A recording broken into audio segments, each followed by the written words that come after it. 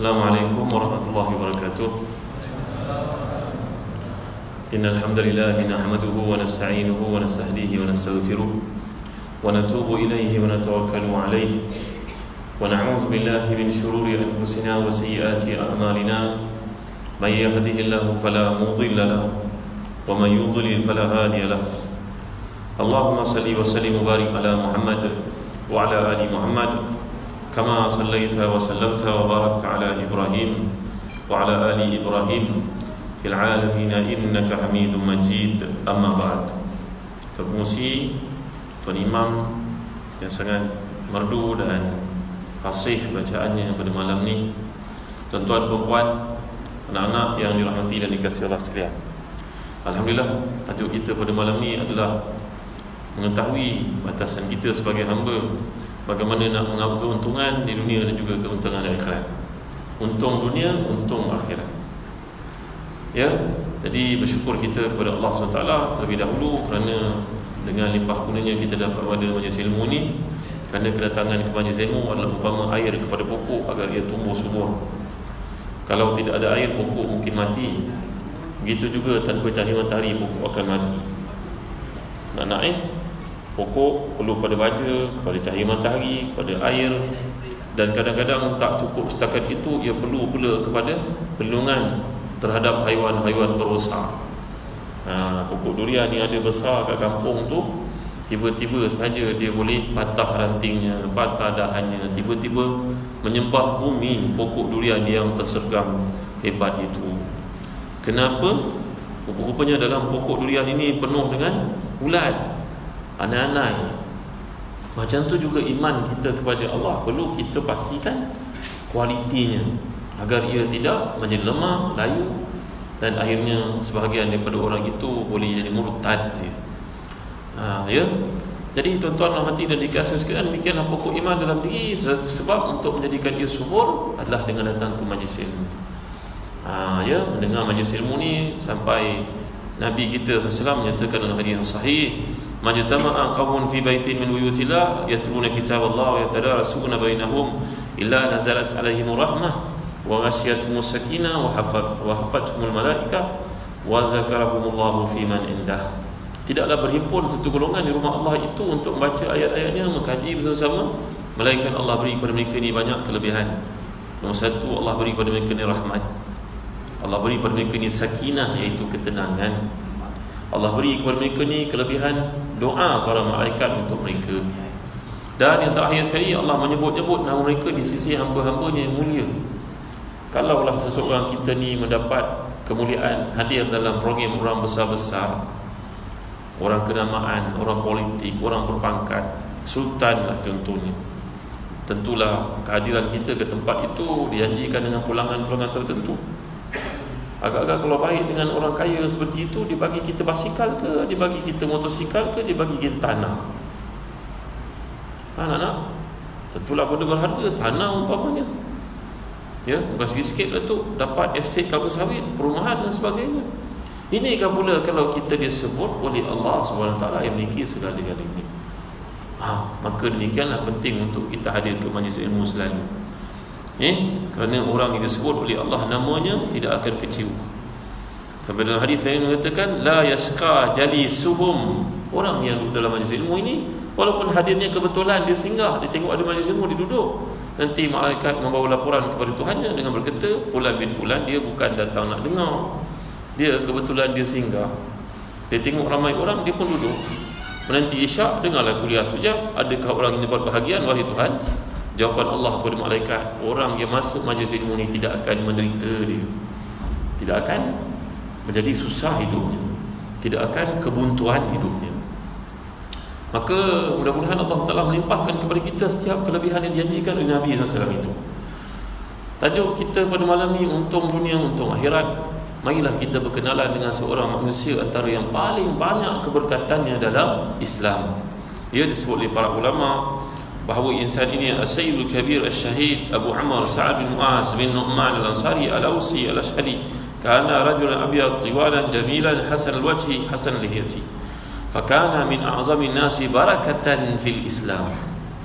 Ini insan yang kita nak belajar ini pernah menemani Nabi kita sallallahu alaihi wasallam dan mendapat kemuliaan menjadi sahabat Nabi sallallahu alaihi wasallam. Dia antara orang yang paling banyak keberkatannya dalam Islam. Ya, keberkatan berarti kebaikan yang Allah berikan untuknya. Jadi dia untung di dunia, untung di akhirat.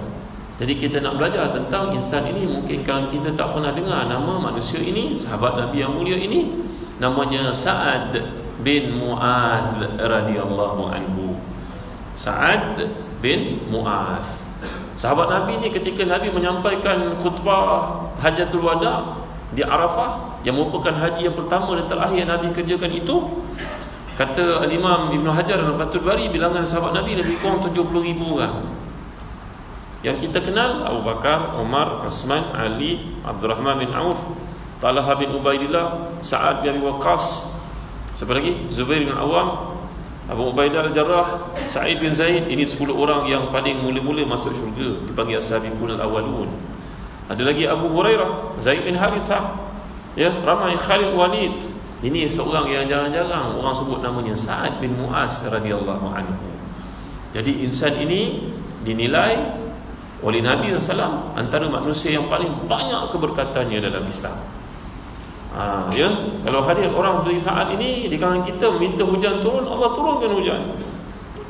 Kalau dia datang ke satu tempat melihat orang miskin, dia doakan untuk mereka, jadi kaya semua orang miskin itu.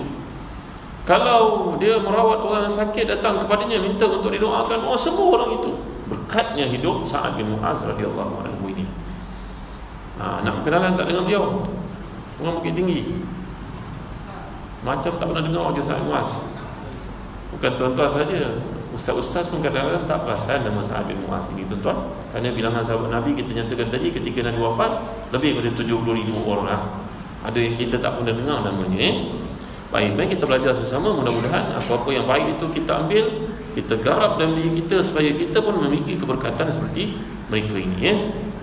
Baik, sahabat ini dikatakan oleh para ulama hadis, dia turut serta bersama dengan Nabi dalam peperangan Badar, Uhud, Khandaq, dan dia tidak pernah peduli apa-apa orang kata terhadapnya dalam mempertahankan dan memperjuangkan agama Allah Subhanahu wa taala.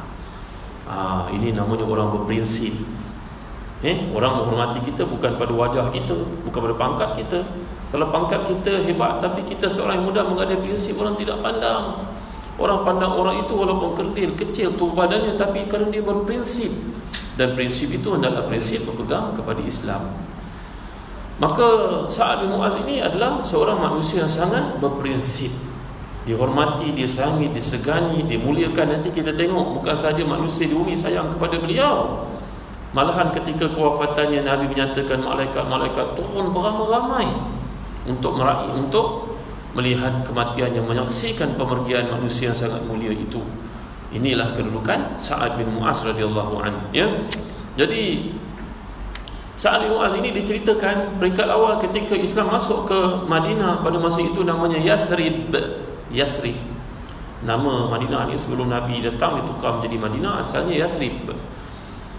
Sa'ad ini salah seorang pemimpin tertinggi yang dimuliakan oleh kabilahnya di kalangan orang-orang Madinah. Berpangkat, berkedudukan, mulia, tegap, tinggi, putih, terhimpun segalanya, segala sifat kesegakan seorang lelaki. Kan anak-anak boleh kat mas sekalian, badannya tegap. Kamu anak-anak walaupun menghafal Quran, ambillah masa untuk exercise supaya badan jadi kuat.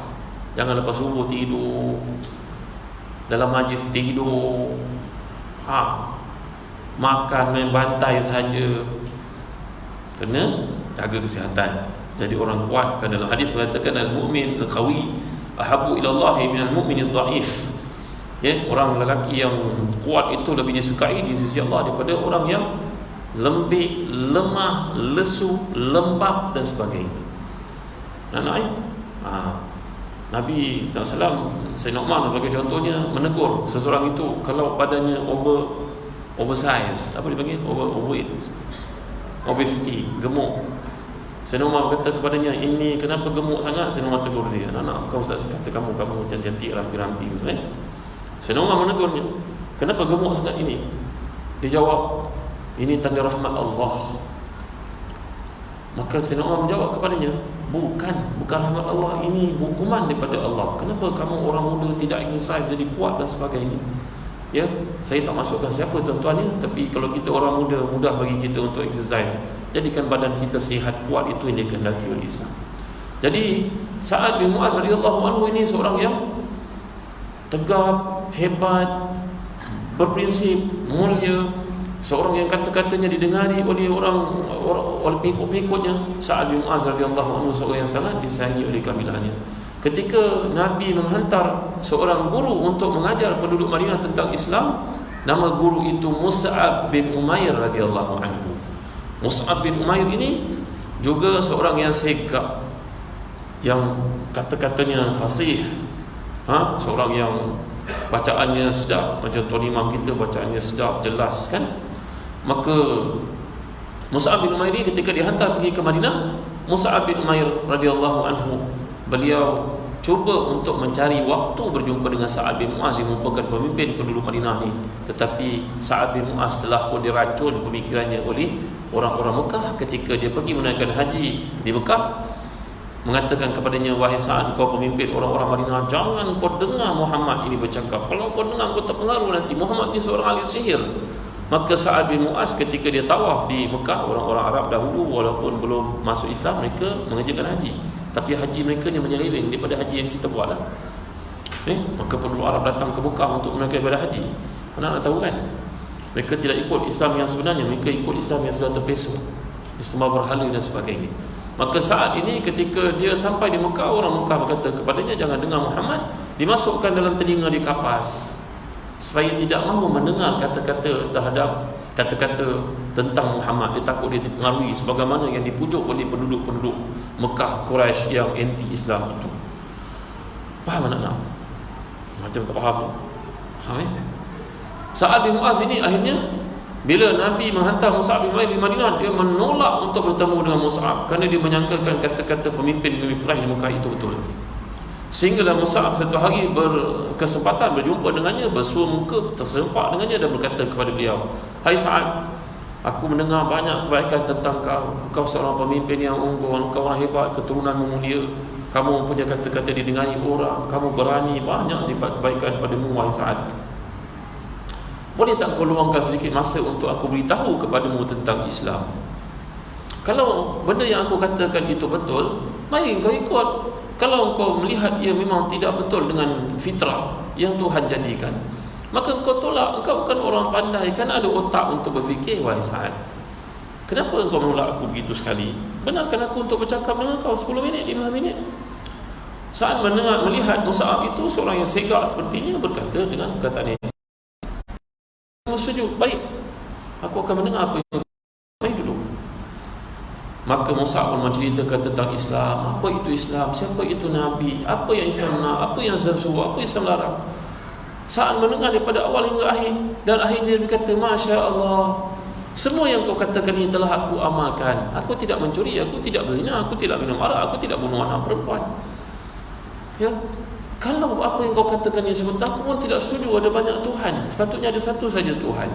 Betul apa yang kau katakan ini. Asyhadu an la ilaha illallah wa asyhadu anna Muhammadan Rasulullah.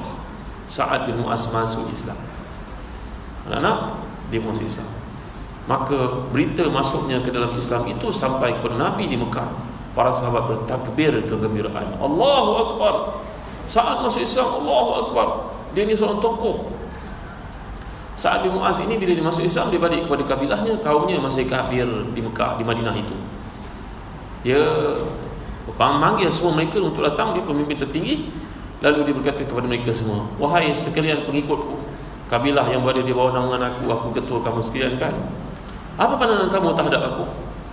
Maka mereka yang ada di situ semuanya berkata kebaikan. Sa'ad ketua yang baik, ketua yang berintegriti, berprinsip, disayangi, berani, mengutamakan orang lain lebih pada dirinya sendiri. Segala kebaikan ada padamu, wahai ketua kami Sa'ad, tak perlulah kami ragui tentang kau.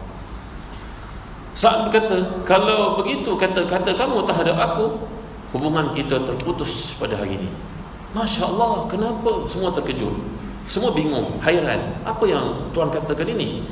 Sa'ad menjawab, aku telah masuk Islam sedangkan kamu semua kafir. Maka mereka berkata, kalau Tuhan masuk Islam, kami memang melihat Islam itu kebenaran, kami menunggu Tuhan masuk Islam. Sekarang kami pun masuk Islam bersama-sama. Allahu Akbar, Masya Allah, Tabaraka wa ta'ala. Dalam hadis mengatakan, khiyarukum fil Islam, khiyarukum fil jahiliyah iza faquhu. Orang itu kalau dia bijak, dia baik, orang mudah untuk ikut dia. Nanti kalau dia mengikut kebaikan, semua orang akan ikut dia. Orang yang terbaik di kalangan kamu di masa jahiliyahnya, dia juga akan terbaik di kalangan kamu bila dia masuk Islam. Tuan-tuan dimuliakan Allah sekalian, sekarang seluruh kabilah itu masuk Islam. Bergemalah Madinah dengan masuknya satu kabilah yang besar ke dalam Islam. Baik tuan-tuan, jadi Sa'ad bin Mu'az ini bila Nabi SAW sampai di Madinah, dia antara yang memberikan ketaatan sepenuh hati kepada Nabi SAW. Tidak ada benda yang diragu sama sekali terhadap Nabi SAW. Sehinggalah bila Nabi nak pergi perang dalam satu perangan, Sa'ad berkata kepada Nabi dengan kata-kata yang sangat menggembirakan Nabi, iaitu kata-kata Sa'ad kepada Nabi kita Muhammad SAW, wahai Rasulullah, la naqulu kama yaqulu banu Israil li nabiyihim, izhab anta wa rabbuka faqatila inna hahuna qa'idun, walakin naqulu izhab anta faqatila inna ma'akuma muqatilun. Wahai Nabi kami Muhammad SAW, kami tidak akan berkata kepada Nabi sebagaimana kata-kata Yahudi kepada Nabi-Nabi mereka, iaitu Nabi Musa dan Nabi Harun. Ketika Nabi Musa dan Nabi Harun mengajak mereka untuk pergi berperang, maka Bani Israel, iaitu orang Yahudi ini, berkata kepada Nabi Musa, wahai Musa, pergilah engkau bersama dengan Allah pergi perang.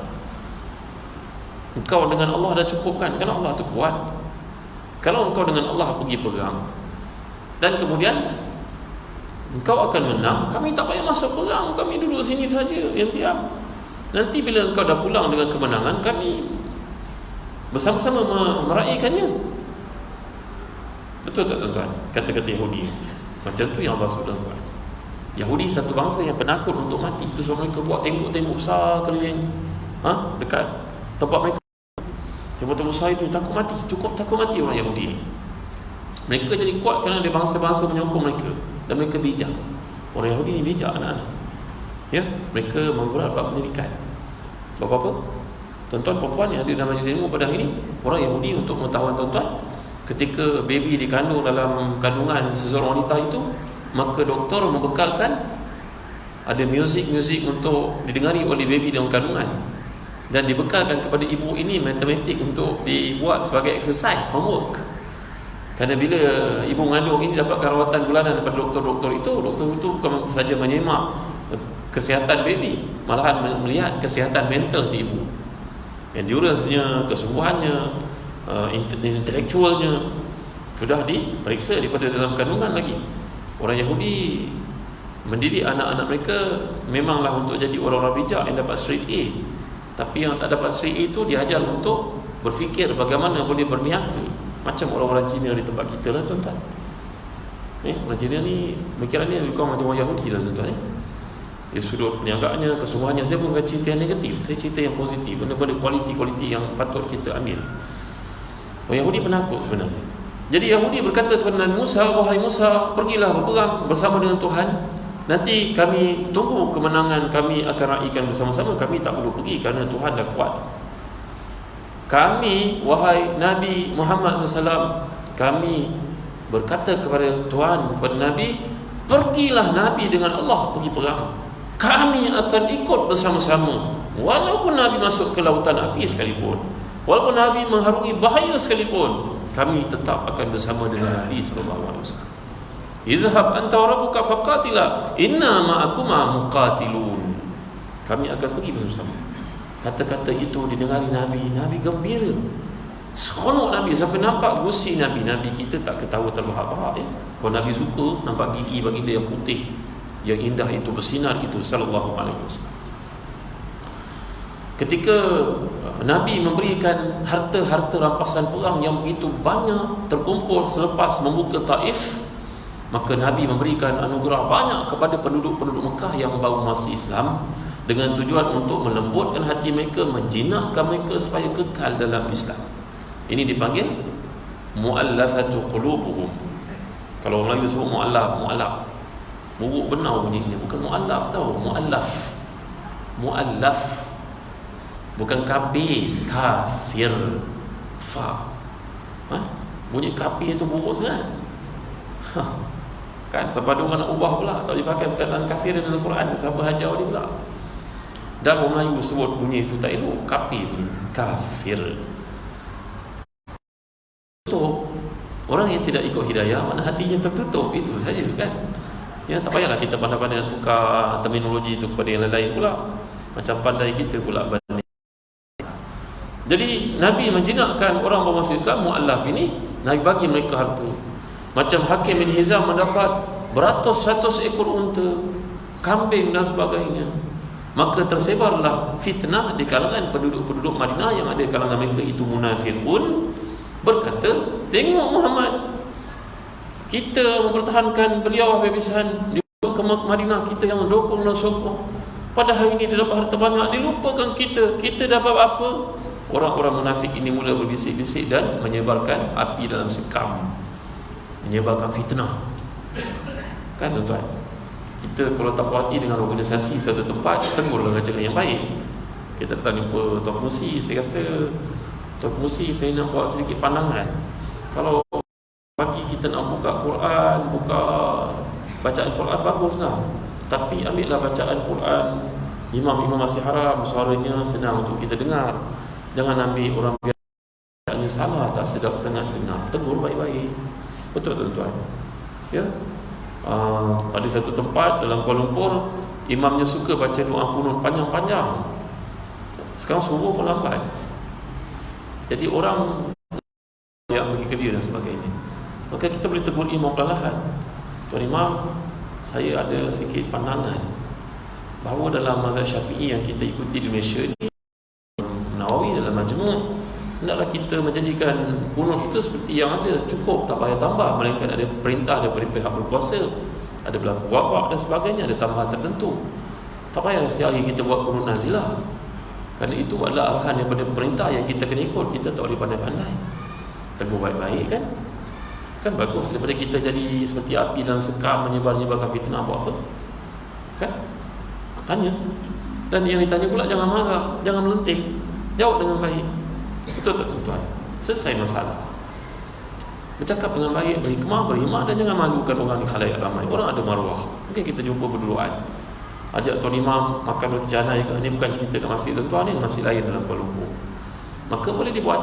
Maka yang berlaku ketika Nabi memanggilkan harta rampasan perang itu, orang-orang munafik menyebar-nyebarkan fitnah. Berkata, tengok Muhammad, tengok Nabi, dia bagi harta pada kabilah dia yang datang daripada Mekah saja. Dia bagi utamakan semua orang Quraisy. Kita dapat apa? Kita sokong mati-matian. Bila berita itu sampai ke telinga Nabi, maka Nabi panggil semua penduduk Madinah, namanya Ansar, golongan Ansar. Dan Sa'ad bin Mu'az datang kepada Nabi, wahai Rasulullah, kalau yang berkata itu di kalangan pengikut kabilah saya sanggup bunuh dia, wahai Rasulullah. Beri peluang pada saya pancung kepala dia. Kenapa dia cakap begini pada Rasulullah? Rasul kata pada Sa'ad, sabar, panggil semua saya datang.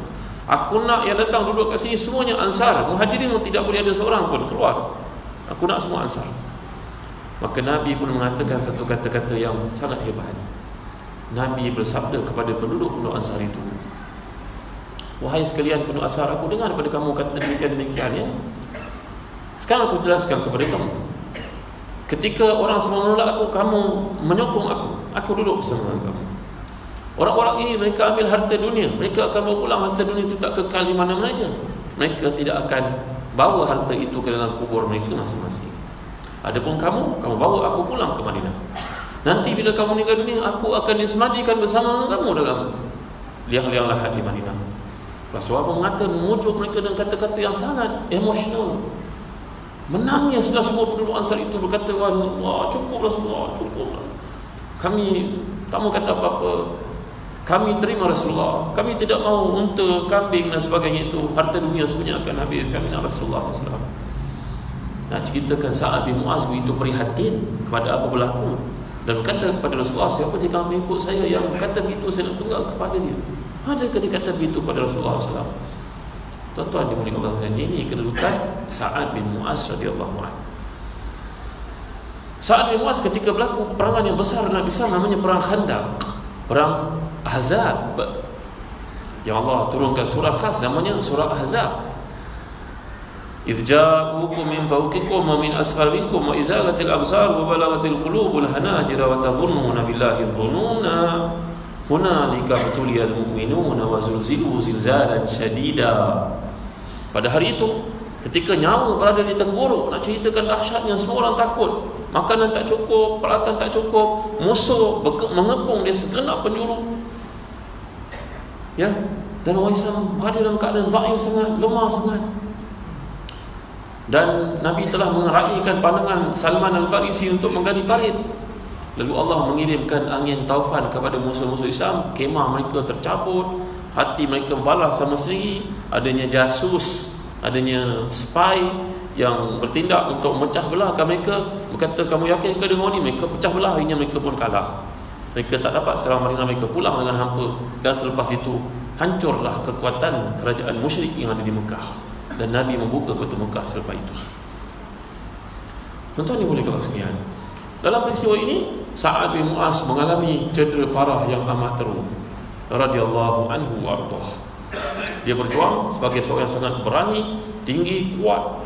Dalam peperangan tersebut dia cedera parah. Dan selepas peperangan itu Nabi mengarahkan penduduk Madinah supaya mengejar orang-orang Yahudi yang asalnya membuat perjanjian dengan orang-orang Islam, tapi mereka mengkhianati perjanjian itu. Nabi mengirim tentera untuk mengepung orang Yahudi dan bertindak terhadap mereka. Maka orang Yahudi ini meminta kepada Rasulullah, berkata, wahai Muhammad, kami kenal kau baik, kami minta maaf Muhammad, kami tak sengaja Muhammad. Biasalah, orang kafir ni mereka memang tidak baik pun itu Islam, tuan-tuan. Islam buat perjanjian dengan mereka, tapi mereka sentiasa melanggar perjanjian. Mereka tak penting. Yang penting bagi mereka adalah kuasa untuk menghimpit, menarik segala yang ada pada orang Islam dengan tujuan untuk menguasai segala-galanya. Mereka akan bertindak, dan banyak contoh-contohnya, tuan-tuan. Jangan kita diperdayakan, tuan-tuan ni. Ini cakap bukan cakap politik tau. Ini cakap tentang paksi akidah yang patut kita pegang. Banyak contoh. Ketika umat Islam berkuasa di India, orang India hidup makmur. Tuan-tuan tahu tak kisah di India? Dulu nak cerita, orang di India begitu kaya sebelum datangnya British menjajah dan memecah belahkan orang Islam dan orang Hindu bergaduh tak selesai. Sampai hari ini orang Islam sangat mulia dan berakhlak pada orang-orang India di sana, tuan-tuan. Hindu duduk bawah Islam, hidup aman damai, tak ada bergaduh, tak ada apa. Pernah berlaku antara orang Islam yang paling kaya berada di India itu, mempunyai perniagaan yang besar, orang Hindu banyak bekerja dengannya, kaya yang amat sangat. Dia pergi ke UK, dia pergi ke Great Britain, GB. Dia sampai di sana, dia pergi ke showroom kereta Rolls-Royce. Kereta Rolls-Royce ni kereta yang paling mahal dalam dunia lah. Dia pergi ke sana. Maka penjual kereta Rolls-Royce ni tengok orang India Islam, pakaiannya rupanya tak hebat macam orang putih, tinggi. Dia bertanya, kamu datang tengok apa? Ya, kamu bekerja sini bawa beg siapa? Dihinanya orang Islam yang datang ke showroom Rolls-Royce itu. Kamu datang nak apa? Orang kata, saya nak tengok kereta. Kamu mampu ke beli Rolls-Royce ni? Dia kata. Nak Hindu, orang British ni kata, tuan-tuan. Nak cerita hebatnya orang Islam di India. Kaya je mereka, hebatnya mereka. Kamu nak beli Rolls-Royce? Orang British ini menghina orang Islam ini. Orang Islam kata, ya, saya nak beli. Akhirnya dia nak tunjukkan hebat dia, tuan-tuan, kepada si kafir ini. Dia beli habis semua Rolls-Royce yang dia buat di kilang itu. Dan dia bawa balik ke India. Rolls-Royce ini dijadikan taksi di India. Tuan-tuan dengar cerita ni. Nak cerita hebatnya orang Islam dulu-dulu, kayanya mereka. British datang ke India, maka British pecahkan India, divide and rule, pecahkan umat Islam. Ada Pakistan Timur, Pakistan Barat, menukar ibu negara umat Islam di India itu yang namanya Delhi. Delhi ya? Apa ni? Tuan-tuan salah, Delhi. Saya beritahu tuan-tuan malam ni. Tuan-tuan tak baca sejarah, Delhi namanya. British datang ditukar jadi Delhi, ditambah new kat depan. Tuan-tuan baca sejarah, tuan-tuan. Saya bukan cakap kosong ni. Itu sebab ada ulama-ulama India yang besar-besar namanya Waliullah Dahlawi. Dia perkataan Delhi, bukan Delhi. British itu punya jahat, dia datang, dia tukarnya Delhi jadi Delhi, ditambah new kat depan, tuan-tuan. Asal perkataan itu perkataan Arab, Delhi. Ni saya beritahu tuan-tuan malam ni. Kan? Tengok apa berlaku di Andalusia, Spain. Umat Islam duduk di sana menaungi berbagai-bagai agama dan mereka hidup makmur. Spain, Andalus itu dianggap seperti New York pada zaman pertengahan dahulu. Makmurnya, kayanya, dibuat kincir airnya. Kan? Orang Islam di Andalus yang buat peta sehingga diambil oleh Vasco da Gama dan sebagainya untuk mereka mengelilingi dunia pakai peta itu. Orang Islam yang buat untuk misi dakwah dan sebagainya. Dan hebatnya orang-orang Yaman yang datang ke Spain itu, mereka lah yang mengislamkan, yang terlibat untuk mengislamkan orang di Spain. Itu sebab rupa orang-orang Eropah di Spain ini macam orang Yaman sikit-sikit sebenarnya. Keturunan itu tuan-tuan. Ya, mana lagi bukti? Di Spanyol dahulu, di Filipina dulu negara umat Islam. Orang Islam hidup di sana. Antara sultan yang paling kaya di rantau ini, Sultan Sulaiman, yang duduk di Filipina, memberi kepada rakyatnya kekayaan. Gaji mereka saja RM20,000 pada waktu itu. Lalu Spain datang untuk merampas, sebab itu menjadikan kucak kacir sampai ini Filipina jadi antara negara miskin. Tuan-tuan tengok tuan-tuan, jangan jadi perkara itu di negara kita tuan-tuan. Kan? Jadi hasil daripada peristiwa yang berlaku di tempat Madinah ini, bila Yahudi yang berada di kota Madinah bersekongkol dengan musuh-musuh Islam untuk membantai negara mereka sendiri, maka Nabi telah mengutuskan sahabat-sahabat untuk mengepung Yahudi selepas kekalahan orang-orang kafir dalam peperangan Khandaq. Sekarang orang Yahudi tahu nyawa mereka berada di hujung pedang, ibarat telur di hujung tanduk. Apa nak buat ni? Maka mereka melayu kepada Nabi kita, wahai Muhammad, maafkan kami, kalau nak buat keputusan sekali, janganlah keputusan itu dimusyaratkan dengan Abu Bakar, dengan Umar, Osman, Ali. Memang confirm mereka kena bunuh. Jadi mereka cari sahabat yang tak glamour pada mereka dan ada hubungan yang baik dengan mereka sebelum Islam, namanya Sa'ad bin Mu'az. Mereka punya ketua datang jumpa dengan Nabi, berkata, wahai Muhammad, kalau nak buat keputusan apa, janganlah mesyuarat dengan Abu Bakar, Umar, Osman, Ali. Mesyuaratlah dengan Sa'ad bin Mu'az. Sa'ad bin Mu'az pada masa itu dipapah datang kerana dia sakit yang amat sangat dalam perang Khandaq. Nabi panggil dia datang. Bawa dia datang, Nabi dah tahu apa yang Sa'ad akan putuskan. Sekarang Yahudi ni, mereka dulu sign agreement dengan kita. Tak apalah, kita dengar lagi apa permintaan mereka. Walaupun mereka dah khianat, tak apa, kita dengar lah. Permintaan yang terakhir mereka supaya keputusan terhadap mereka dibuat oleh Sa'ad bin Mu'az ini tuan-tuan. Maka Nabi berkata, wahai Sa'ad, bawa Sa'ad datang. Sa'ad dipapah, luka cedera. Sa'ad, orang Yahudi nak engkau buat keputusan. Mereka tidak mahu aku buat keputusan dan sahabat-sahabat lain. Sa'ad kata, baik Rasulullah. Yang lelakinya apa? Yang lakinya potong kepala, yang perempuannya jadi hamba, anak-anaknya jadi anak orang Islam. Terkejut Yahudi tuan-tuan. Mereka ingat Sa'ad ni orang lemah lembut dulu sebelum Islam, baik dengan mereka, berniaga dengan mereka. Dia ingat Sa'ad simpati dengan mereka. No, Sa'ad orang berprinsip. Dulu engkau baik dengan aku atas dasar perniagaan, sekarang kau khianat aku dalam urusan agama, aku tidak boleh toleransi. Aku tak boleh kompromi sama kau. Ya, walaupun aku seorang yang amanah denganmu, perniagaan aku dengan kau, aku tak pernah khianat, tapi dalam bab kau mengkhianati agama aku, no way man. Ya, kat sini saja full stop. Saat yang sedang Jabal itu buat keputusan, wahai Rasulullah, lakinya ditunjuk tangan, lakinya potong kepala, yang perempuan ambil sebagai hamba. Terkejutlah orang-orang Yahudi dan Nabi berkata, wahai Sa'ad, keputusan itu diridai oleh Allah dan Rasulnya sallallahu alaihi wasallam. Maka lekas-lekas keputusan itu dilakukan. Tak berapa hari selepas itu Sa'ad pun meninggal dunia. Mati dia, dan dia anggap sebagai seorang syuhada walaupun matinya selepas peperangan. Kalau orang masuk dalam peperangan, dia luka cedera parah, lepas peperangan dia dianggap sebagai sebahagian daripada syuhada. Batin dan zahirnya sama. Dan Nabi telah bersabda, inna lil qabri daghtah law naja ahadu minha lanaja Sa'ad. Sungguhnya kubur itu mempunyai himpitan. Kalaulah Allah mentakdirkan ada manusia yang bebas daripada himpitan, tentulah Sa'ad orangnya yang akan bebas dari himpitan itu. Kita kalau mati tengok dia lahat kecil kan.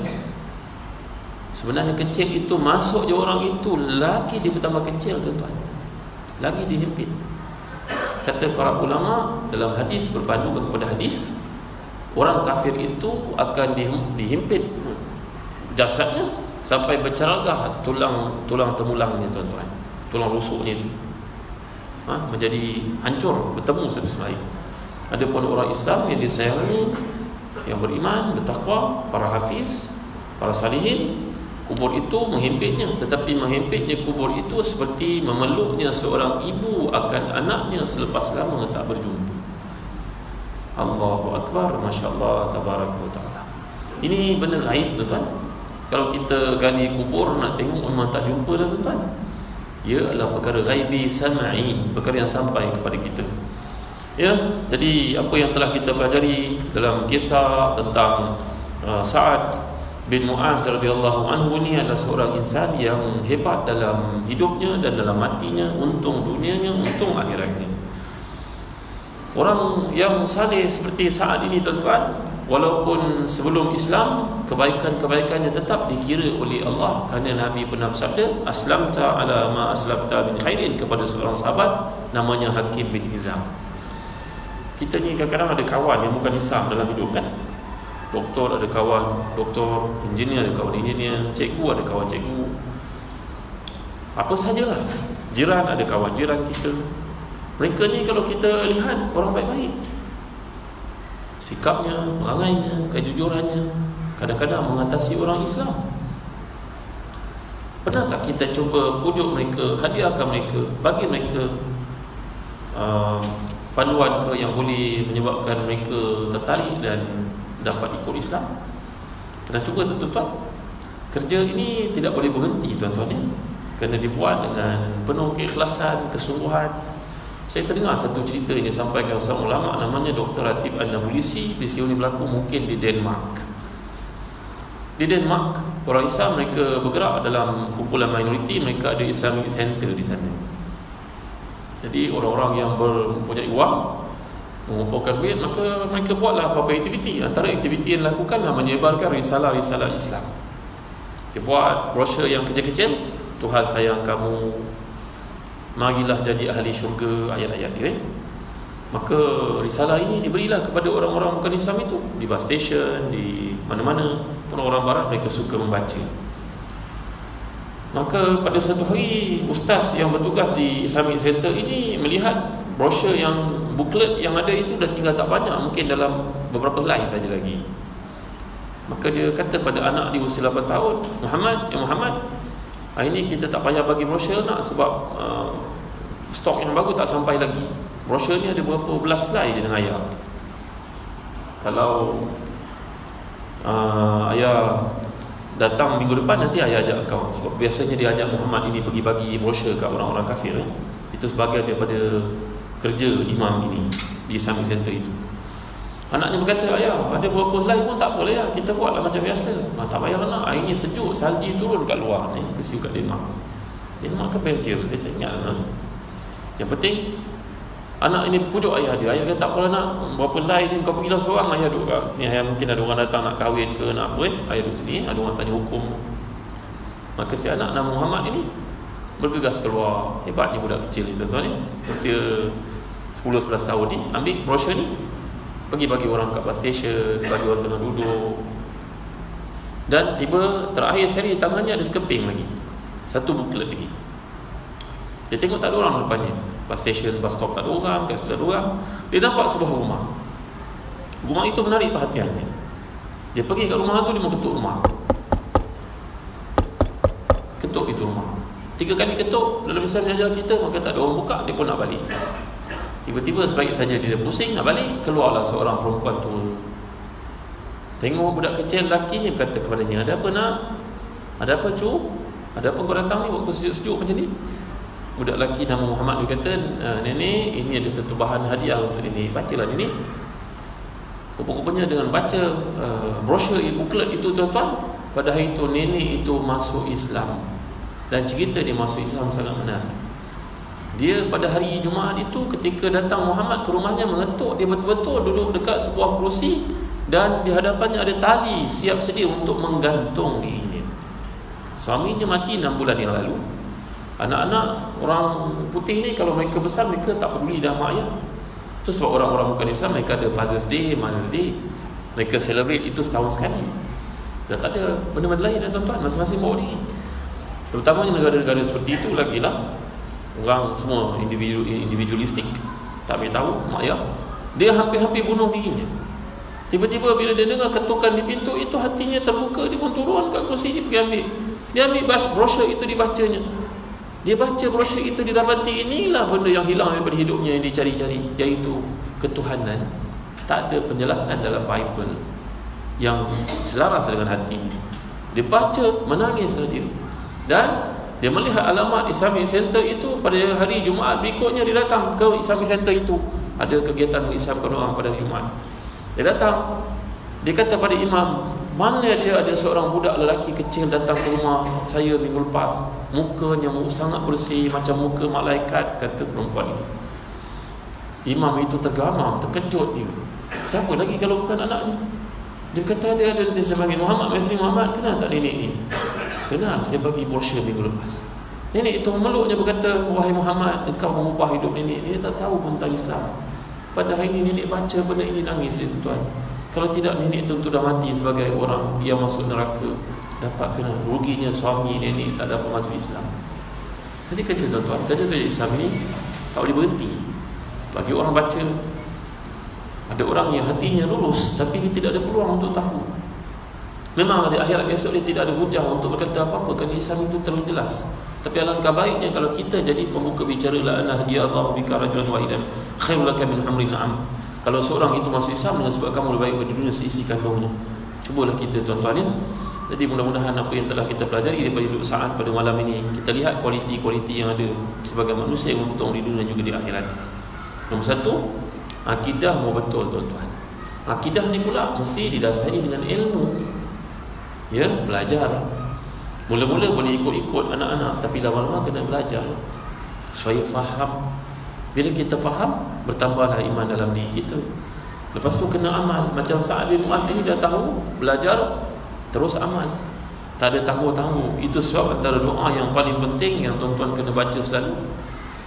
Ya, cuba ikut saya baca.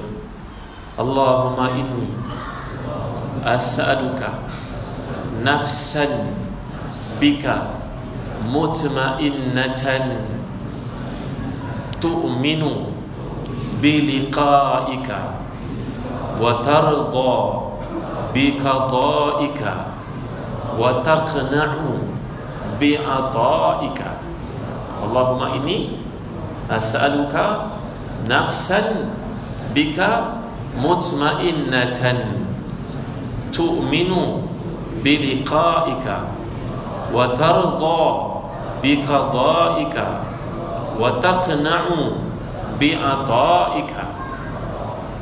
Allahumma inni as'aluka nafsan bika mutmainnatan tu'minu biliqa'ika wa tarda biqada'ika wa taqna'u bi'ata'ika.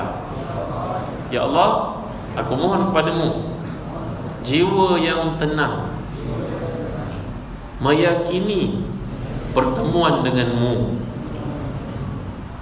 redha dengan qada'mu, dan menerima pemberianmu.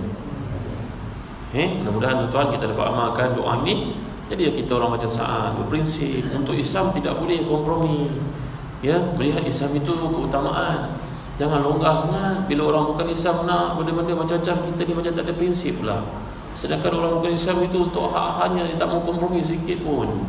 Ya, kita ni jadi orang apa tuan-tuan? Jadi pijak kepala ke tuan-tuan? Ya, kita bukan menyeru pada pergaduhan tahu, tapi menyeru biar jadi orang berprinsip.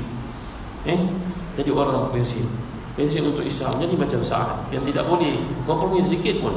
Kalau Islam kau jangan main kau jangan nak memijak kepala aku dalam bab Islam. Sa'ad tidak mahu sama sekali Islam itu diperkotak-katikkan. Kita nak anak-anak kita, keturunan kita jadi orang yang pegang Islam dengan sekuat-kuatnya tuan-tuan. Abdu alaiha bin nawajiz. Pegang Islam itu dengan geraham, makna tak boleh dilepaskan. Ya, jangan kita longgar sangat, lembik sangat, lesu sangat. Mudah-mudahan Allah memberkati kita. Allah beri pada kita kekuatan. Allah beri kita jadi orang berprinsip. Bukan semestinya kena belajar tinggi tau. Banyak orang belajar tinggi pun menjual agamanya, nak buat apa? Akidah itu yang jadi keutamaan. Ya, dasar bijak kita mesti kepada Islam. Macam mana cara sekalipun tuan-tuan dimulai Allah sekalian. Ya, mudah-mudahan Allah berkati kita pada malam ini dan doa yang telah pun diamalkan. Dan Sa'ad bin Mu'az ini akhir sekali mati dia dalam umur yang sangat muda, iaitu 37 tahun tuan-tuan. 37 tahun. Dan dikebumikan di Baqi'. Baqi' itu dekat dengan makam Nabi kita SAW, tempat yang kita sedia maklum, di Masjid Nabawi, tempat yang paling mulia. Dan manusia yang pertama kali akan dibangkitkan di akhirat besok bila berlakunya mahsyar adalah penduduk Baqi' itu. Ya, sebab antara doa Sayyidina Umar Khattab radhiyallahu anhu, Allahumma rzuqni syahadata fi sabilik waj'al mauti bi baladi rasulik. Ya Allah, ya Tuhan, kurniakan kepada aku mati syahid dan jadikan kematian aku di bumi Rasulmu ini sallallahu alaihi wasallam. Dan Allah memakbulkan doa Sayyidina Umar Khattab radhiyallahu anhu, mati syahid menjadi imam ketika salat subuh ditikam, matinya di Madinah. Allah makbulkan doa Nabi, doa sahabat-sahabat Nabi seperti Umar Khattab radhiyallahu anhu. Ya, mudah-mudahan Allah memberkati kita pada malam ini dan sedikit pengisian rohani. Mudah-mudahan kita dapat kebaikan. Ada tabung kumpulan derma yang sedang digerakkan sekarang. Derma lah tuan-tuan. Ya, derma bantu anak-anak kita, bantu sekolah mereka, bantu madrasah kita. Mudah-mudahan ini menjadi sebab untuk menerangi kubur kita di akhirat nanti. Ya, bukan pada banyaknya tapi pada ikhlasnya, pada kesungguhannya. Kalau kita tidak berderma, nanti kita akan melihat rumah-rumah ibadat orang lain lebih cantik daripada rumah orang Islam, tuan-tuan. Kerana semangat derma mereka yang jauh kadang-kadang lebih tinggi daripada orang Islam sendiri. Selamatkan kali itu, jangan salahkan siapa, mainlah kita berderma daripada sekarang. Jadi tuan-tuan, kami dalam satu usaha sedang menyedarkan umat Islam menjadi orang berilmu. Kami sedang menggiatkan satu aktiviti namanya bacalah yang betul. Kadang-kadang kita baca kat WhatsApp, tapi bacaan kita tu benda-benda yang menyeleweng, yang tak tepat. Banyak sangat cerita-cerita mengarut dalam WhatsApp. Ya, kalau saya dijemput masuk ke WhatsApp group, saya keluar, saya kenal benda tu banyak bermasa lah. Tak siapa lah masukkan kita dalam group kadang-kadang. Tak ada masa nak baca Quran pula. Saya baca benda yang bukan kadang-kadang. Jadi tuan-tuan, bacalah yang betul. Ya, kalau ada peluang, kami di Telaga Biru sedang buat satu kempen kesedaran baca tafsir untuk menjambatankan diri kita dengan Tuhan. Kerana baca Quran alhamdulillah bagus, baca terjemahan bagus, tapi kadang-kadang kita tak faham terjemahan, kita perlu tafsir. Antara tafsir yang terbaik namanya tafsir Munir. Karangan seorang ulama di Syria namanya Syekh Dr. Wahab Az-Zuhairi. Dulu Persatuan Ulama Malaysia ada buat, tapi malangnya tak sempurna. Yang saya sedang berjuangkan sekarang tafsir Munir daripada Gema Insani Indonesia yang terbitan bersama Telaga Biru, yang kami telah perbaiki beberapa struktur bahasanya untuk kita faham. Jadi kalau tuan-tuan ada peluang, bacalah tafsir Munir yang kami kempenkan sekarang ni. Kerana dalamnya ada pembetulan, ada penjelasan. Yang paling hebat tafsir Munir ini tuan-tuan, padanya ada satu bahagian namanya memahami ayat dalam konteks kehidupan kita. Itu yang bestnya. Kadang-kadang kita baca tafsir, kita merasakan ia isolated daripada kehidupan kita, kita gagal bawa dia dalam kaitan hidup kita. Sedangkan tafsir Munir yang kami sedang kempenkan sekarang ini, dia ada satu bahagian fiqh kehidupan. Macam mana kita mengamalkan ayat itu dalam kehidupan kita. Itu yang penting, itu yang mahal. Kami adakan kempen ni, satu rumah satu tafsir, satu sekolah satu tafsir, satu pejabat satu tafsir, satu masjid satu tafsir.